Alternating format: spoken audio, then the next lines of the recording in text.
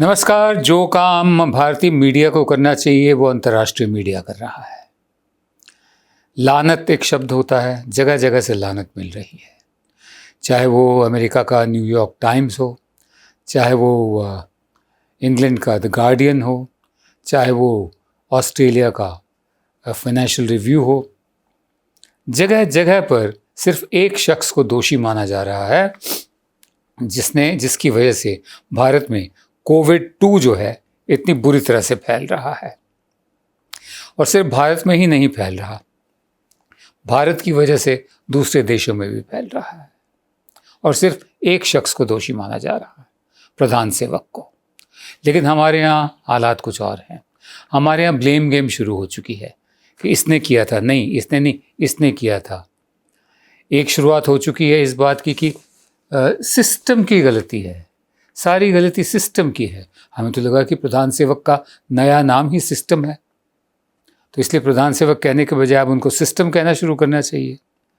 दूसरी तरफ Madras high court ने जजमेंट दिया है कि जो चुनाव आयोग है ये उसकी गलती है कि कोरोना फैला है बंगाल में और जगह पर। क्यों? क्योंकि वो चुनाव रुकवा सकता था या इतना इंश्योर कर सकता था कि जो कोविड को लेकर नियम हैं उनका पालन किया जाए। ये तो वही बात होगी कि अगर एक्सीडेंट हुआ है तो गलती जो है वो कार की है, ड्राइवर की नहीं है। सब जानते हैं चुनाव आयोग की रीढ़ की हड्डी कितनी मजबूत थी। सब जानते हैं चुनाव जो इलेक्शन कमिश्नर अशोक लवासा ने खुल के कहा था कि पुलवामा के नाम पर वोट मांगे गए हैं, ये नियमों का उल्लंघन है। उनको कैसे हालात बनाकर इलेक्शन कमीशन से बाहर किया गया। और अब ये कहना कि गलती इलेक्शन कमीशन की है। हम उम्मीद करते हैं कि सुप्रीम कोर्ट ने जैसे सुओ मोटो नोटिस लिया ऑक्सीजन वाले मामले का, हाई कोर्ट ने जो जजमेंट दी थी कि बेग बोरो स्टील, उसको सारे जितने भी थे पिटिशंस अपने पास ले लिए, एक तरह से कवर दे दिया, बचा दिया। हम उम्मीद करते हैं कि सुप्रीम कोर्ट इस दफ़े भी सुओ मोटो नोटिस लेगा इस बात का कि गलती क्या चुनाव आयोग की है या उन दो लोगों की है या उन लोगों की है जो फैसले करते हैं कि रैलियां होंगी। बिना मास्क के रैली करते हैं, लाखों की तादाद में लोग बिना मास्क के आते हैं, सोशल डिस्टेंसिंग नहीं होती है। अब वो लोग बाहर वापस जा रहे हैं अपने अपने गांव को, जिनको प्रचार के लिए ले जाया गया था। और कोविड-2 का ये हाल हो गया है कि आज के दिन इतने बड़े पैमाने पर कोविड-2 हो जाएगा। मालूम तो था कि आ रहा है, लेकिन इतने बड़े पैमाने पर। कॉलोनीज में, शहरों में फुटपाथ पर लाशें जलाई जा रही हैं, पार्क्स में शमशान बन रहे हैं, प्लेटफॉर्म जिन पर लाशें जलाई जाएंगी। गांव-गांव में कब्रिस्तान है तो गांव-गांव में शमशान होना चाहिए कि नहीं होना चाहिए। यहाँ गांव तो दूर की बात है, शहरों तक में शमशान पहुँच गया। घर के सामने वाले पार्क में क्या नज़ारा होता होगा जब लोग देखते होंगे कि कितने लोगों की लाशें चल रही हैं। और इसकी जिम्मेदारी किसकी है? क्या अकाउंटेबिलिटी फिक्स की जाएगी या हम फिर भूल जाएंगे? पूरा 1 साल बर्बाद किया हमने। जब मैं कहता हूँ हमने, तो हमने नहीं, सरकार ने। 1 साल में तैयारी हो सकती थी, लेकिन वही इलेक्शन लड़ना है, जीतना है, चाहे जो मर्जी हो जाए, जो आता है वही करना है। सरकार बनानी आती है, चलानी नहीं आती है। और सरकारी मशीनरी भी एकदम चरमराई हुई, खस्ता हाल है। सबके सामने तस्वीर है। ना ऑक्सीजन मिल रही है, ना बेड्स मिल रहे हैं, अस्पताल भरे हुए हैं, अस्पतालों से बाहर पेशेंट्स लोग पड़े हुए हैं, मर भी रहे हैं। ये कोई बढ़ा चढ़ाकर बात नहीं हो रही है। ये आप भी रोज़ देखते होंगे या पढ़ते होंगे या सोशल मीडिया में आता होगा, आपके अपने शहरों में होता होगा। हमारे यहाँ दिल्ली, मुंबई, कलकत्ता, मद्रास, इसका जिक्र तो हो जाता है।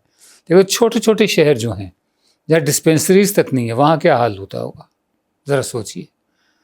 और जितने लाखों वर्कर्स को गाड़ियों में भर कर ले जाया गया बंगाल जीतने के लिए, केरल जीतने के लिए, तमिलनाडु, पुडुचेरी जीतने के लिए, अब वो अपने अपने घरों को वापस जा रहे हैं। वहाँ जाकर तब क्या होगा? अभी कानपुर की एक स्टडी है, IIT कानपुर की, अब ना जाने कितनी रिलायबल है, क्योंकि उनकी एक पहली स्टडी रिलायबल नहीं थी। एक मैथमेटिकल मॉड्यूल उन्होंने निकाला है जिसके मुताबिक 11 मई से 15 मई तक अपने पीक पर होगा ये कोरोना। और किसी के बस का नहीं लग रहा, कोरोना हाथ से निकल चुका है, चाहे वो केंद्र सरकार हो, चाहे वो राज्यों की सरकारें हों। अब दोष किस पे डाला जाए? सिस्टम पे डाला जाए विपक्षी जो राज्य हैं, विपक्ष की सरकारें हैं जहाँ पर, उन पर डाला जाए, चुनाव आयोग पर डालकर प्रधान सेवक को एकदम बचा लिया जाए, साथ में अमित शाह को भी बचा लिया जाए। अब एक ऐसा नैरेटिव शुरू होने जा रहा है। बहुत कुछ निर्भर करता है कि चुनाव के नतीजे क्या आते हैं। अगर बीजेपी जीतती है तो गंगा नहा लिए, सब कुछ माफ़ हो जाएगा, और यही होगा कि ब्लेम गेम चलती रहेगी कि विपक्षी जहाँ जहाँ विपक्षी सरकारें हैं उनकी कोताही है, चुनाव आयोग उस पर ब्लेम जाएगा। दिल्ली में तो तमाशा है इस वक्त निकम्मेपन का, नकारेपन का। केंद्र सरकार और दिल्ली सरकार दोनों आपस में उलझे हुए हैं ऑक्सीजन प्लांट्स को लेकर। दिल्ली के अस्पतालों में ऑक्सीजन प्लांट्स नहीं है, जबकि सैंक्शन हो चुके थे। एक ही वेंडर को दिए गए दिल्ली सरकार के मुताबिक, वो भाग गया। कौन है वो वेंडर, हम नहीं जानते। यहाँ लाशें बिछ रही हैं, वो है ना मुहावरा, लाशें बिछ जाएंगी। या बिना किसी युद्ध के लाशें बिछ रही हैं। और अभी तक हमने जो मन की बात अभी करी प्रधान सेवक ने, हमने सुना तक नहीं कि जो संवेदना प्रकट हो परिवारों के प्रति, जो लोग मर गए हैं, मर रहे हैं, मरने की कगार पे हैं। कोई सुरक्षित नहीं है, किसी को भी कल कुछ हो सकता है। ऊपर से फिर यह है कि कोविड को लेकर किसी तरह की भ्रांति ना फैलाई जाए। तो आप तथ्य सामने ले आइए, बता दीजिए तथ्य क्या है, असली तथ्य क्या है, फैक्ट्स क्या है, क्या हमें सही तस्वीर दी जा रही है। मैं आपको थोड़ा सा बता दूं, थोड़ा सा मैं आपको बता देता हूं, ज़्यादा नहीं बताऊंगा।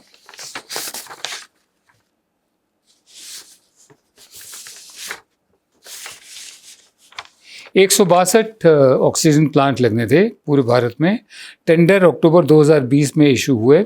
यूनियन हेल्थ मिनिस्ट्री ने करने थे, पीएम केयर्स फंड के ज़रिए करने थे, लेकिन एक भी रुपया स्टेट गवर्नमेंट्स को नहीं दिया गया।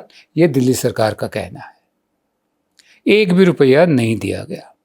ये सारे प्लांट जो हैं ये दिसंबर 2020 तक सेटअप हो जाने थे, लग जाने थे, इंस्टॉल हो जाने थे और स्टेट गवर्नमेंट्स को दे दिए जाने थे। लेकिन central government gave the contract for 140 of these plants to a single vendor. लेकिन 140 प्लांट के जो ठेके थे वो सिर्फ एक ही कंपनी को दिए गए।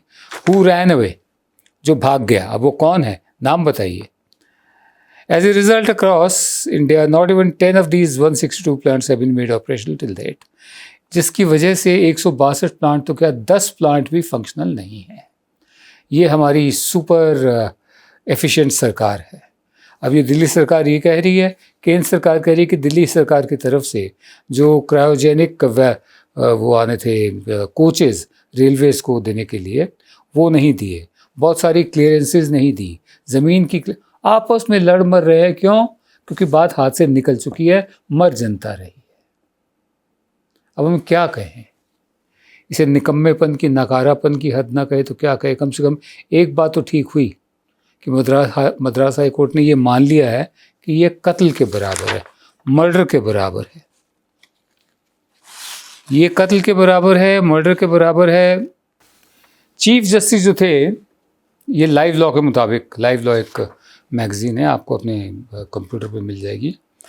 चीफ जस्टिस जो है मद्रास हाई कोर्ट के, उनका कहना था इलेक्शन कमीशन से, your officers should be booked on murder charges probably, शायद, प्रॉबेबली लगा दिया, शायद, ठीक है। चीफ जस्टिस है संजीव बनर्जी और जस्टिस सेंथिल कुमार रामामूर्ति। उन्होंने ये कहा है, you are the only institution, आप इकलौती संस्था है, चुनाव आयोग को कहा है, जो मौजूदा हालात के लिए ज़िम्मेदार है। उन्होंने पॉलिटिकल लीडरशिप का जिक्र नहीं किया, पॉलिटिकल पार्टीज़ का जिक्र नहीं किया, जिनके फैसले थे कि रैलीज़ करेंगे, पूरे शेड्यूल बनते थे कि दिन में इतने बजे यहाँ रैली होगी, फिर वहाँ होगी, फिर वहाँ होगी। और जो लोग मास्क लगा कर रैली नहीं कर रहे, चाहे प्रधान सेवक हो, चाहे वो गृह मंत्री हो, चाहे वो JP नड्डा हों, बीजेपी के प्रेसिडेंट, चाहे और हों, चाहे और पार्टियों के नेता हों, उन पर कोई बात नहीं करी हाईकोर्ट ने। हाईकोर्ट ने सीधा साधा ब्लेम शिफ्ट कर दिया है चुनाव आयोग पर, ताकि इन पर ब्लेम ना आए। लेकिन एक बात जो अच्छी करी है, एक बात जो अच्छी करी है वो ये करी है, you are the only institution, आप इकलौती संस्था है जो मौजूदा हालात के लिए ज़िम्मेदार हैं। और आप लोगों ने किसी भी पॉलिटिकल पार्टी के खिलाफ एक्शन नहीं लिया। अगर आपने नहीं लिया तो कोर्ट तो सुओ मोटो नोटिस ले सकता था। Your election commission should be put up on murder charges probably. आपका जो चुनाव आयोग है उस पर हत्या के आरोप लगने चाहिए, मास मर्डर जैसे होते हैं ना उसके आरोप लगने चाहिए। तो अच्छी बात तो ये मान ली है, ठीक है, प्रॉबेबली लफ्ज़ इस्तेमाल कर दिया साथ में शायद, लेकिन ये तो माना है कि ये हत्या के बराबर है। जो लोग मर रहे हैं इस वक्त कोविड की वजह से, ये एक सामूहिक हत्या के बराबर है, नरसंहार के बराबर है। अब कोर्ट जो दोष है वो चुनाव आयोग को दे रहा है। हम उम्मीद करते हैं सुप्रीम कोर्ट जो है सुओ मोटो लेकर इंसाफ करेगी और सही तय करेगी कि कसूर किसका है। हमेशा की तरह शो का समापन एक कविता से। आज की कविता दुष्यंत कुमार की है। मौजूदा हालात जो हैं, ये बात तो सही कि पूरे मुल्क में लॉकडाउन वैसे नहीं लगाया गया जैसे पिछले साल लगा दिया था, बगैर सोचे समझे 4 घंटे के नोटिस पे। पता नहीं कितनी नौकरियां गई थी, लाखों नौकरियां गई थी, और कुछ लोग तो कहते कि करोड़ों लोग घरों की तरफ वापस भी गए थे। इस दफ़े वैसे तो नहीं किया, बिल्कुल अघोषित आपातकाल की तरह, अनडिक्लेयर्ड इमरजेंसी की तरह एक अनडिक्लेयर्ड लॉकडाउन भी चल रहा है। जगह जगह छोटी छोटी जगह पर कंटेनमेंट जोन बनाकर, शहरों में अलग से, राज्यों में अलग से। तो दुष्यंत कुमार कहते हैं, अर्ज क्या है, खंडहर बचे हुए हैं इमारत नहीं रही, खंडहर बचे हुए हैं इमारत नहीं रही, अच्छा हुआ कि सर पे कोई छत नहीं रही। खंडहर बचे हुए हैं इमारत नहीं रही, अच्छा हुआ कि सर पे कोई छत नहीं रही। कैसी मशाले लेके चले तीरगी में आप, तीरगी माने अंधेरा, किस तरह की मशाले लेकर आप चले थे? अच्छे दिन की मशालें, skill India, sit down India, stand up India, startup India, make in India, फलाना इंडिया, स्मार्ट सिटीज़, अच्छे दिन। कैसी मशाले लेके चले तीरगी में आप, जो रोशनी थी वो भी सलामत नहीं रही, जो रोशनी थी वो भी सलामत नहीं रही। हमने तमाम उम्र अकेले सफ़र किया, हमने तमाम उम्र अकेले सफ़र किया, हम पर किसी खुदा की इनायत नहीं रही। कभी कोई गॉड फादर नहीं रखा हमने, अपनी बात कही है। हमने तमाम उम्र अकेले सफ़र किया, हम पर किसी खुदा की इनायत नहीं रही।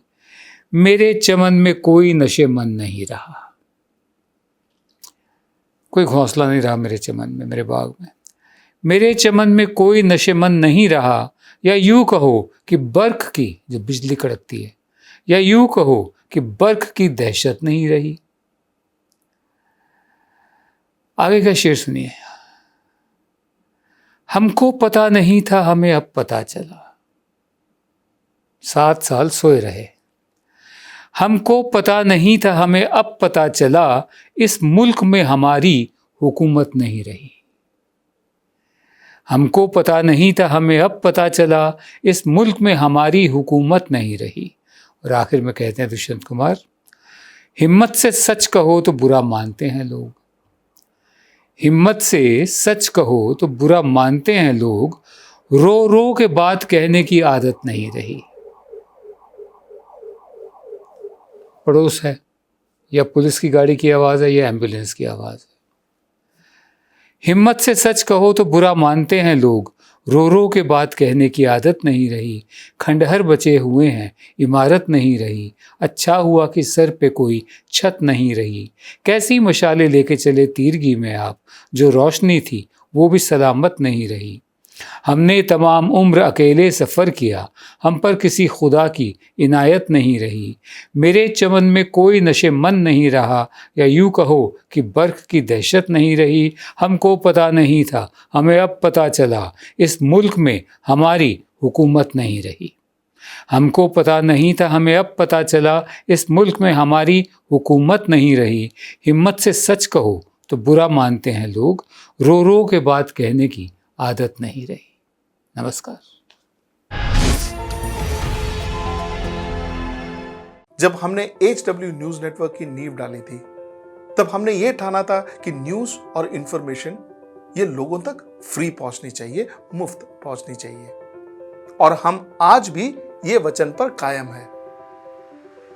पर जैसे आपको मालूम है, न्यूज चैनल चलाने के लिए पैसों की जरूरत है। तो हमको सबको न्यूज फ्री पहुंचाने के लिए कुछ मेंबर्स और कुछ सपोर्टर्स की जरूरत है। जी हां, मेरी आप सबसे गुजारिश कि आप सब HW न्यूज हिंदी की मेंबरशिप को ग्रहण करें। ये सदस्यता स्वैच्छिक है, यानी कि आप अपनी मर्जी के मुताबिक इसे ग्रहण कर सकते हैं, क्योंकि अगर आप इसे ग्रहण नहीं भी करते तब भी आपको HW न्यूज हिंदी के तमाम कार्यक्रम मिलते रहेंगे।